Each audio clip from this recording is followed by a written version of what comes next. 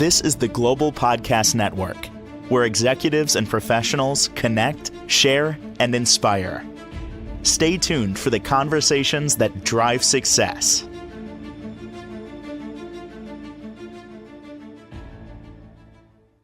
And welcome back, everybody. Couple of quick questions for you. Think about this. Is your life the way you feel it should be?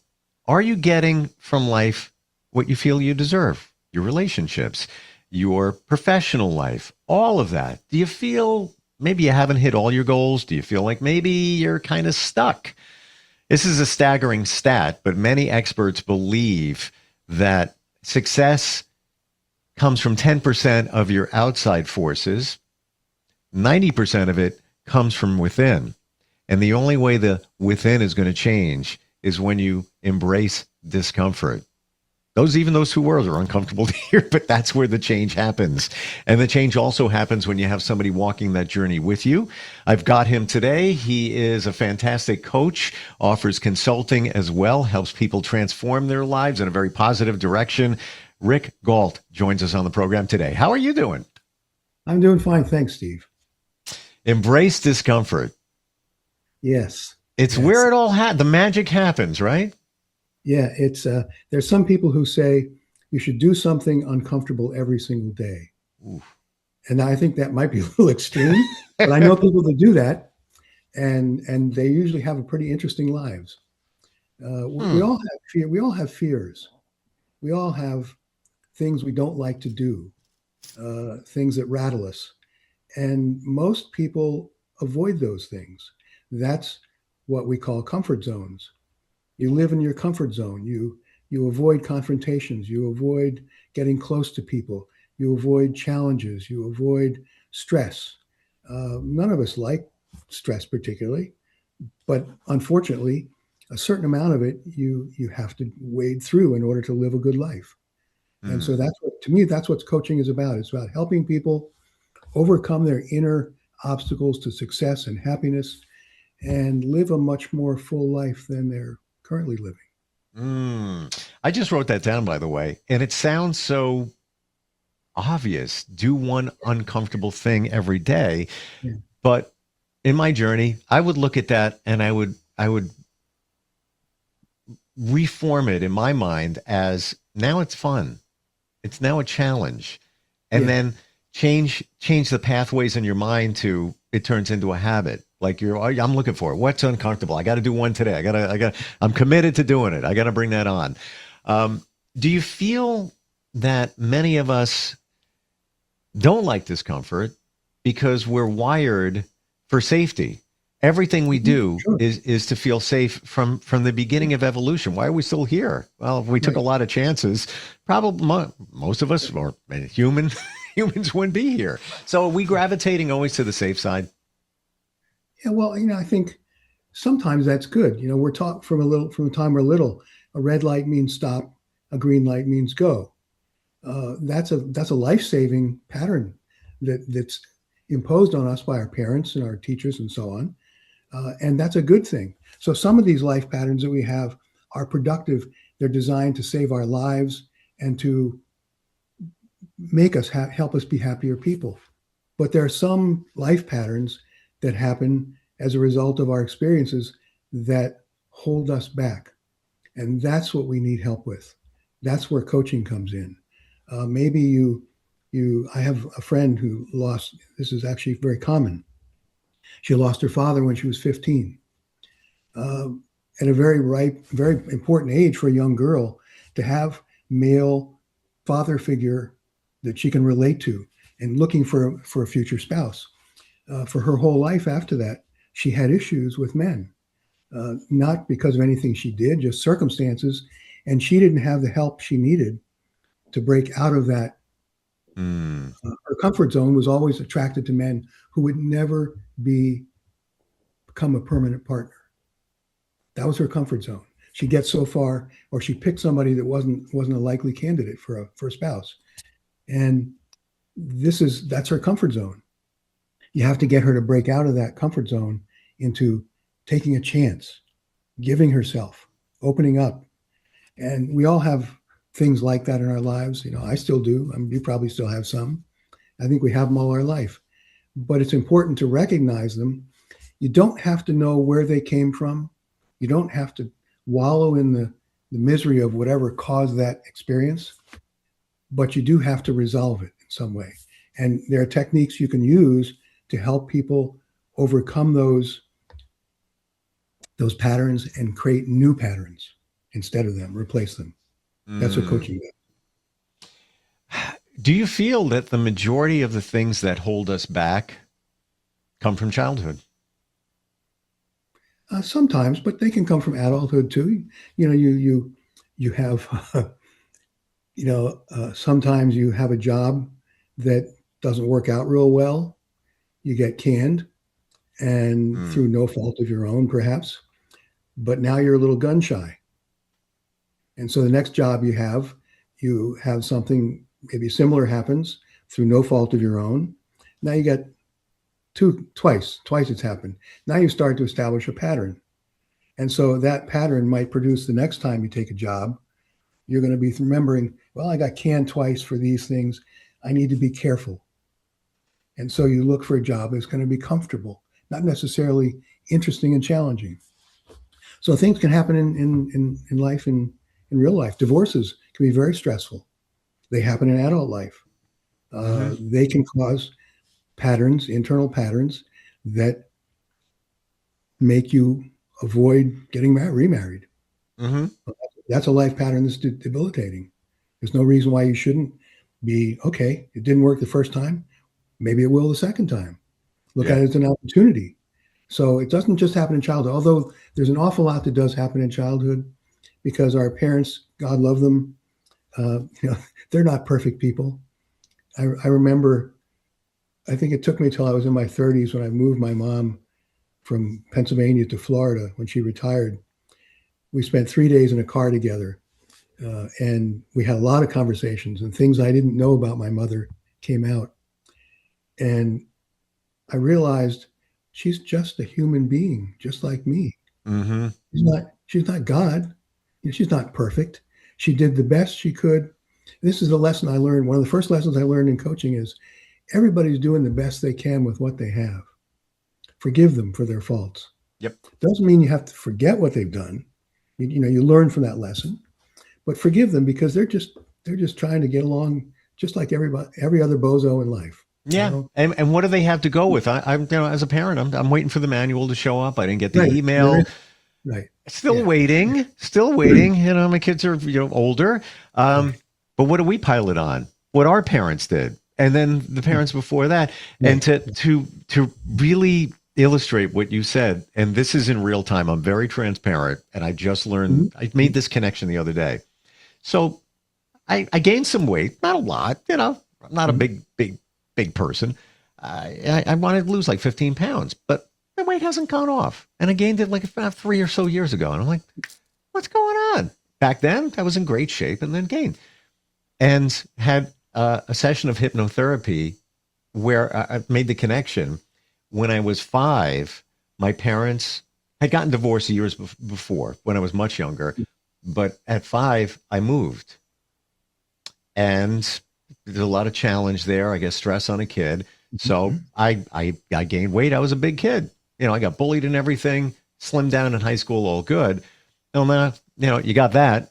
Now I look back 3 years ago, what happened? Was getting divorced and I moved. So I'm looking at the two and I'm like, oh, interesting. All right, there's a connection. So now I can be mindful of that. There was stress involved in that. And that's where, maybe the pounds went on. Again, like 15 pounds, but I want to be at the ideal weight. But to your point, there's the childhood connection. There's the adulthood connection. And it's just too coincidental. I can't factor that all out in terms of, eating habits and things like that. And you can be you seem like a pretty normal person, pretty well-adjusted person. You can be well-adjusted. You can be a very successful, happy person, and you're still going to have some of those patterns. Of course. And that's what coaching works. The people that come to coaching are not people with serious illnesses, generally. You go to a counselor, you go to a therapist or a hypnotherapist or something.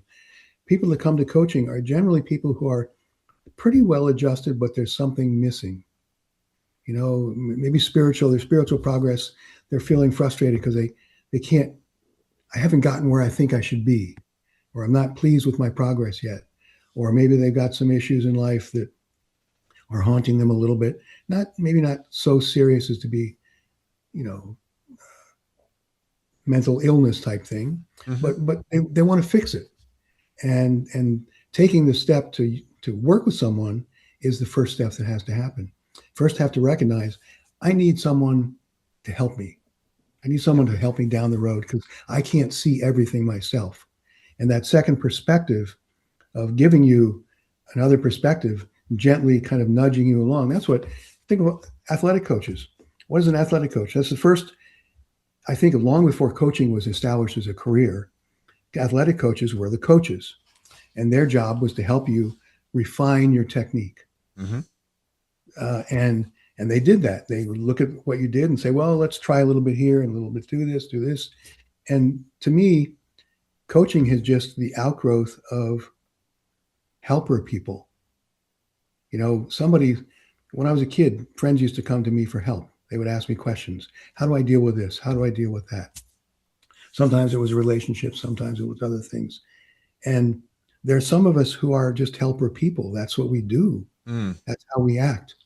And it became a career just in the last few years. It became more structured. And I think that's a good thing. Do you feel that they gravitated toward you back in the day and now this is what you do because you've got a higher level of empathy? Probably. And I listen. I don't, we all have some friends who they love to talk. And that's all they do. You get them to sit down at lunchtime and they dominate the whole thing. Everybody's sitting there going, I got one of those. We all do. And it's so funny. We intentionally wanted to get together and work out. So we were doing that for a couple of months. And then I started realizing, back to the workout and the weight thing, started realizing he just talks a lot. And now I'm spending an extra half hour and I'm not getting a full workout. And I even said, you like to talk? That's not my thing. Like I'm here for one. But yeah, some people have nothing wrong with that. That's how they're wired. There's nothing wrong with it. Those are good people. And those are the kind of people that keep the conversation from getting boring and dull. When silence comes, they chime right in, move right along. They're good conversationalists. But so I think I was always a little quieter, a little more introverted, maybe a little more sensitive as a kid. And I think people just turn to that. I've been told that by other people that I have a calm energy about me. I believe people pick up on that. And I do think you have a higher level of empathy and you know how people feel. So you're able to help them better. And side note, like you said, I seem like I'm level-headed. In my journey, what changed for me was talking with people like you, Rick. Yeah. That's it. All these realizations, all these things, this is where it came from. And you can't rely on friends and family for this to walk that journey with you because they're going to tell you what you want to hear. Yeah. Well, sometimes they don't, but they're too close to you. Yeah. Although in a way, I think my sister is one of my best clients. We have a good relationship, and I've practiced my coaching on her from the very beginning, and it's been real good for our relationship. So I think it can help. But I think coaching, something you said about people, well, just in general, people that do this. We live in a very interesting time, a very chaotic time. Yep. There's a lot of change going on in the world, and a lot of strong feelings, emotions going on. A time that's life is always a little bit dangerous here and there, but this is a particularly strange period of time we're going through. I believe, from everything I've seen and heard from people I talk to in a lot of different fields, that we're moving towards a very good place. That when we come out on the other side of all this chaos that's going on now, the world is going to be much better for all of us. But getting through that is going to be difficult for a lot of people.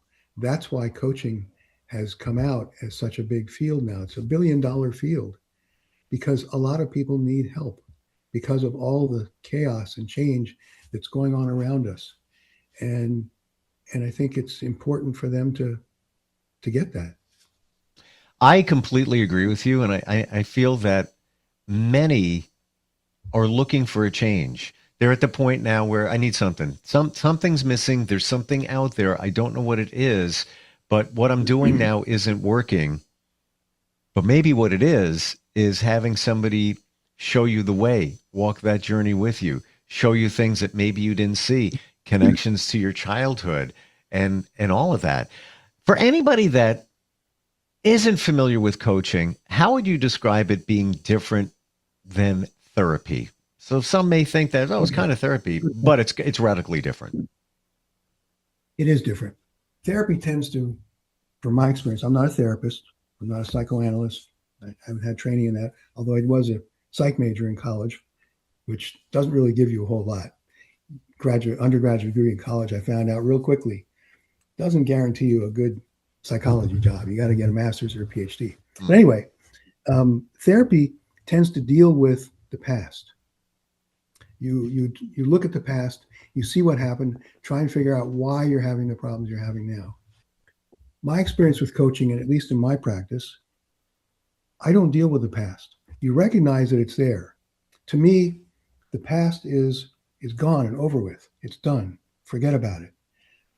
You have ramifications of the past that you have to deal with in the present, and that's where you deal with things. You deal with, what do I have now that I'm dealing with that's preventing me from getting where I want to be in the future?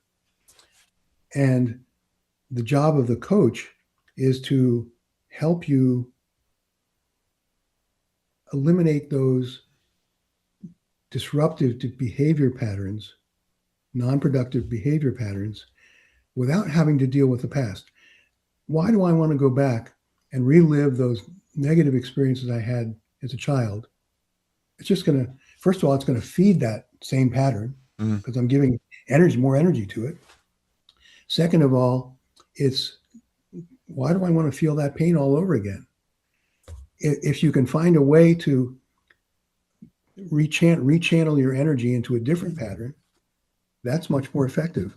And if you think about for a second, our psychology, our emotions, everything else, they have a basis in our physiology. When you establish a pattern in your life, what happens is you have some neural pathway that you have, something happens to you and you go, and you respond to it. And that results in some neural pathway, energy flowing through your brain in some way. When it happens a second time, that neural pathway gets strengthened. And the more often you have that same, some experience response, the more times you go down that response path, this pattern becomes hardened, becomes fixed. So now you have a new experience. Well, the first thing the brain does, it goes down that familiar path and same response. So maybe it's something you have anger issues. We had an employee once who had anger issues. And whenever he had stress, he got angry. He just blew up at me one day because he yelled at me in front of all the people. We were in an open work environment. He blew up at me and got real angry about something I said. That's not productive for your job or your life or anything.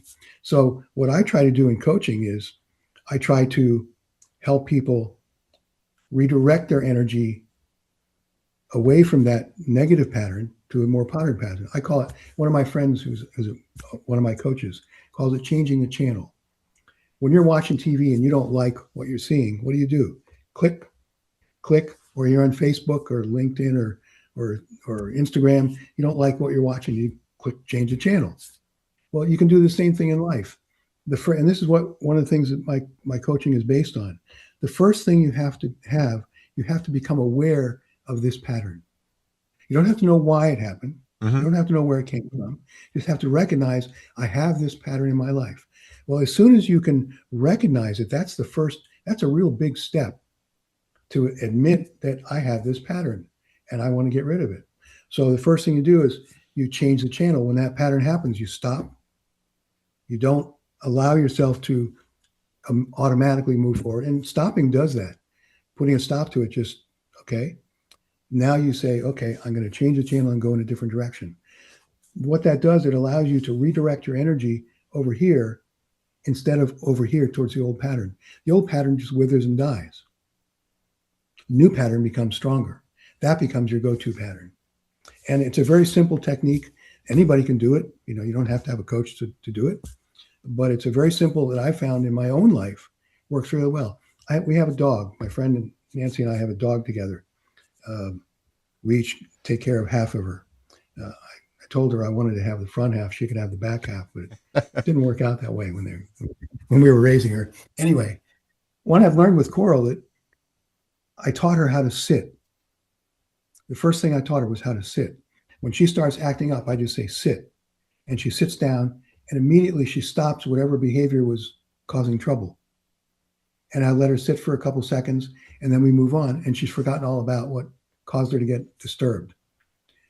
Same thing we do with people. You change it, you stop, you kind of take that sitting position, you stop, give yourself a chance to breathe, and then you move off in a different direction. Feed the energies you want. Don't feed the energies that are debilitating to you. That's where my change came to. Exactly what you're describing, Rick. You have to recognize it. And sometimes you need somebody else to help you recognize it. And I do it, because I think in terms of media. So my brain goes like this: when that situation arises, any of those, those patterns from back in the day, for me, it's like a media player. So in my mind, it's like stop, rewind, play. Mm-hmm. And short example here, and this is in the last year, always had a fear of blood tests. Always did. They're important. You got to get it done. And when I would make an appointment online day before, I'd be like, yeah, it's not like I could wait, I'll put it out another week out. I'll put another week out. Mm-hmm. And then eventually I would go and I'd be nervous, and, I don't even know why. I mean, maybe I had a bad experience once, whatever. I reframed it, and now it doesn't bother me. And now it's to the point where my mind says, oh, you're getting information. This is for you. Might not be exactly what you want to hear, but we'll work on that. And now it's more of a, I wonder if that's going to hurt this time. Well, I wonder how long it's going to hurt. Well, a little bit of a challenge. It's almost like a game. And as fate would have it, had some medical stuff come up, all fine, no issues. I got a lot of needles here and there. It became fun. So I just flipped the mindset. Exactly. Yeah. That's the way life is supposed to be. You look at life as opportunities. Yes. Opportunities for happiness. Instead of saying, oh my God, this thing's it's going to be so bad, I'm so afraid. Instead of thinking like that, you go, I wonder what's going to happen. Right. Won't that be interesting? Yeah. And that changes life so dramatically. Seriously so. Life fulfillment. Yeah. Because it's almost as if you go back to being a kid. And what's the number one best thing about being a kid? Curiosity. You stay curious. Yeah. I wonder if that's going to hurt. I wonder what's going to happen there. I wonder all of this. It becomes fun. And that's what coaching should be. Rick, how does somebody connect with you? You can go to my website, which is rickgault.com. That's a front page. It will take you, there's a button you can click there to go to my formal web coaching page that has all the coaching stuff and the ability to set an appointment and everything else. But that's the best way. Or you can send me an email at coaching@rickgault.com. Wonderful talking with you today. I can say firsthand, this all works, and you have to embrace the discomfort if you want to move your life forward. So much to talk about. There's so many different layers to this and different scenarios. Looking forward next time we get together, Rick. Really am. Okay, thanks a lot. Have fun. Thank you for being here. We'll be right back. This is the Global Podcast Network, where executives and professionals connect, share, and inspire. Stay tuned for the conversations that drive success.